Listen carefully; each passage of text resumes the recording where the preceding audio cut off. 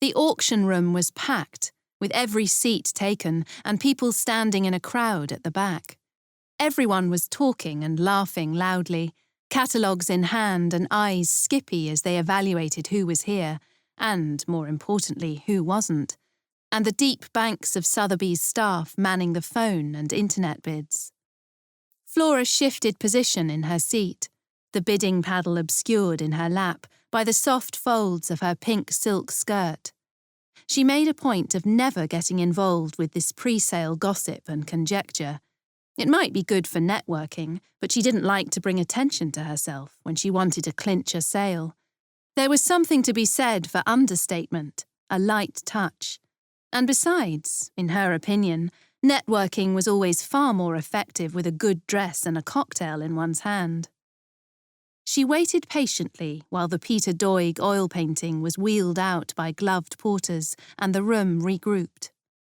The Warhol, Marilyn reversal, and the reason she was here, was up next, but that wasn't why her boss, Angus, was texting her every third minute. She ignored his latest update through the traffic as it buzzed in her bag. If he was so anxious to see what happened with the bacon triptych, then he should learn not to fly in for the London evening sale on a New York flight that only landed 40 minutes before the auction started. She exhaled her irritation quietly. She didn't understand his constant need for chaos and action. Her boss thrived on adrenaline rushes and perpetual near misses, as though a result was only validated by a dramatic narrative around it. A man with florid cheeks and a red tie imprinted with monkeys balancing on teacups, Hermes then, caught her eye, wordlessly communicating his question down the aisle with hitched-up eyebrows and a glance at the empty seat, the only one in the room, beside her. She shook her head sympathetically but firmly, and, tapping at her watchless wrist, rolled her eyes. The man got the point, his mouth settling into an irritated line, and returned to the back of the room. Flora brushed her blonde hair off her shoulders and fanned herself lightly with the paddle. It was a close night, the sky already blooming into a bruise as she had hopped out of the cab earlier, and thunder was forecast. She hoped she could get home before that happened. She hadn't had time to collect her jacket from the office in her haste to get here from an overrun appointment, and she didn't fancy being caught in a downpour in this white silk shirt and her strappy red suede heels. The door behind the auctioneer opened, and the tension in the room tightened again, like a cloth being pulled across a loom, as the Warhol screen print was wheeled out. Flora remained impassive, even though she felt the same quickening that made others gasp, murmur and smile. Unlike the bright rainbow colours of the better-known Marilyn screen prints, which had been owned by stars almost as famous as the subject, this reversal was dark and brooding, a subversion of the disco-happy original. Smoky black with smudges of neon pink, the negative of a film photograph. It was perfect for her clients, a young Russian couple who had swapped Moscow for Mayfair. She had worked carefully with them for the past 18 months, building their bent for bold colour into a fledgling contemporary art collection that was already worth more than £11 million. She had taken them to the fine arts fairs in Maastricht and Palm Beach, closed on private deals for them at Chatsworth and in Dubai, and successfully bid in auctions in New York, Zurich, and Los Angeles. Tonight, if she got it for the right price, the Warhol would fill the remaining blank wall above the bed in the master suite. The client's wife had already instructed her decorators to repaint the room in gold leaf in anticipation of its arrival. The auctioneer, Giles, whom Flora knew from a very brief fling at university, dubious taste in pants, predilection for spanking, shuffled his papers and raised his head. The room fell into a hush again, and Flora set to work. "Ladies and gentlemen, we come now to lot 12, one pink and black Marilyn print from the Reversal series by Andy Warhol, executed 1979 to 1986, the year before his untimely death. This is an acrylic and silkscreen ink on canvas." As he intoned venerably, his voice ringing crisp as a bell through the suspended crowd, Flora tried not to recall the sobbing messages he'd left on her phone when she'd finished with him. "Unframed." Flora listened like a teacher's pet, even though she already knew what was coming next. She had fully examined the provenance and condition reports and was unperturbed by the hairline craquelure at the pull margins. She was so absorbed that it took her a moment to realise Angus had taken his seat beside her, his tight strawberry blonde curls damp with sweat, round cheeks rosy, panting slightly as though he'd actually sprinted here from the airport. He had barely made it in time, and she could see he was stressed, his favourite thing to be. "How's it going?" he stage-whispered, loosening his tie slightly as the bidding started up. "Fine."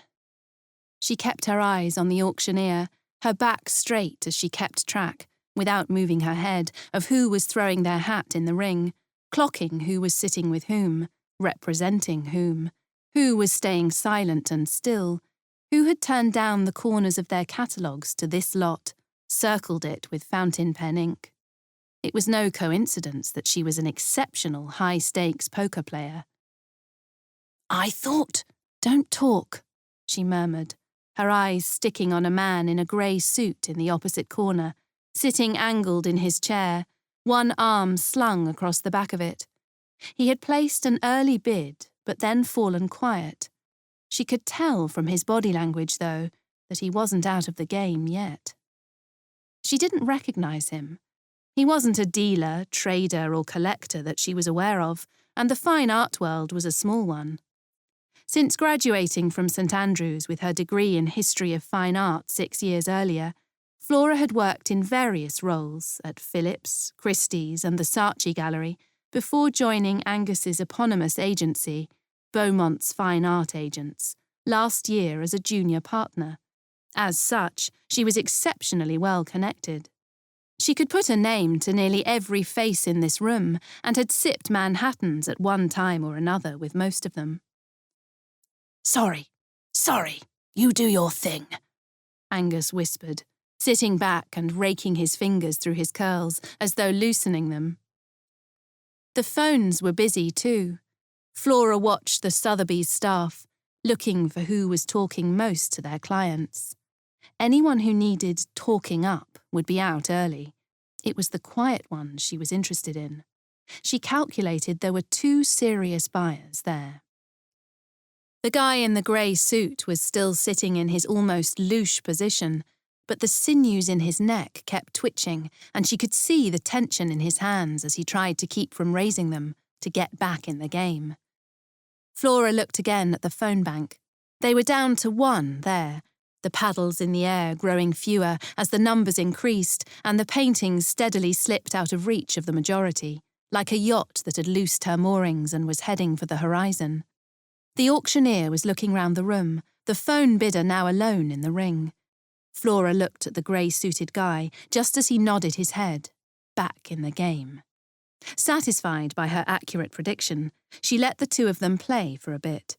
The estimate had been set between £1.2 million and £1.8 million, but they were at £1.92 million now, and the pace of the sale had slowed down, with longer pauses between the bids. The bidder in the room was nearing his limit. Flora could tell from the way he spread his shoulders wide and forward, trying to release the tension in his neck. He was looking round the room more, too, checking no one else was coming in. He hadn't spotted her, or if he had, he hadn't considered her a threat. Which was a mistake. This was why Angus had hired her. When it came to the sale room, she had a fine pedigree for winning, but she was regimented too, never overspending her clients' money. That was for amateurs. She tossed her head lightly, feeling warm and relaxed, sensing that her moment was approaching. She sat straighter, her fingers clutching the paddle in readiness. They were at £2.1 million now, which was clearly not a number either bidder was comfortable with. She wasn't thrilled with it herself. Every increment over the 2 million cut into potential growth profit, but the research she had undertaken in readiness for today had taken into account expansion in the contemporary market, as well as global factors such as the Chinese economic slowdown, and she was happy to go to 2.3 million max, having estimated a minimum 2% growth in the next 5 years, 8% in the next 10. Even at that, it would be a good return, a sound investment, worth it. She was paid to make that judgment call. Giles was pointing at Gray's suit now, his gavel in the air. He was scanning the room, but with no real conviction of another bid. 2.15, he called. Going once? Going twice? She flashed her paddle, bringing an audible gasp from the people sitting immediately in the vicinity who already had their hands poised to clap. Giles's auctioneer's eyebrows shot to the top of his head as he saw her, his arm already raised above his head in anticipation of dramatically swooping down and concluding the sale. "I have 2.2!" he cried, in disbelief as much as happiness. Gray's suit swiveled in his seat, his languid pose completely banished as he looked to see who was gazumping him at this last moment. Flora didn't move a hair. Gray's suit's arm shot up, angrily, defiantly. 2.25! Giles looked back at Flora, and she nodded again. 2.3! He looked across at Gray's suit. 2.5! The man shouted, with an imperial flourish of his hand. There was another collective gasp, murmurs of appreciation, some chuckles. The gauntlet had been thrown. Flora tutted and sat back, shaking her head. She was out. She wouldn't breach her ceiling. Gray's suit smirked and faced the front again, clapping himself as the gavel came down a few moments later, and the prize was his. "Ah, bad luck, Flora," Angus murmured as the crowd cogitated. "Not really. Christie's Palm Beach have got the Elizabeth Taylor next month. I wasn't happy about going over 2 anyway. He's paid way over the odds. Typical amateur getting carried away. Are you staying for the bacon?" "I can't believe you're not," he said, shifting his legs as she stood up and made to pass. "Dinner plans." "Date?" "Something like that. See you tomorrow. I'll be in late. I'm having breakfast at the Wolseley with the new head of Old Masters at Phillips." "Have fun," Angus called after her as she politely made her way down the row, past all the angled legs. "Which one? Dinner or breakfast?" "Both!" She smiled, reaching the aisle at the same time as Gray's suit. She held out her hand for him to shake. "Congratulations," she smiled. "It's a wonderful piece." "I think so," he said, with a triumphant smirk. They began to walk towards the back. Flora needed to return her paddle. Gray's suit needed to pay. "It's a shame you couldn't stretch to it," he said, motioning for her to go ahead as they squeezed past those people still coming in, hoping to see, or bid for, the bacon. "It was just getting interesting." Flora resisted the urge to roll her eyes. He clearly wasn't a professional. Dealer, agent. "Well, I was never going to go to those numbers. 2.3 was my limit.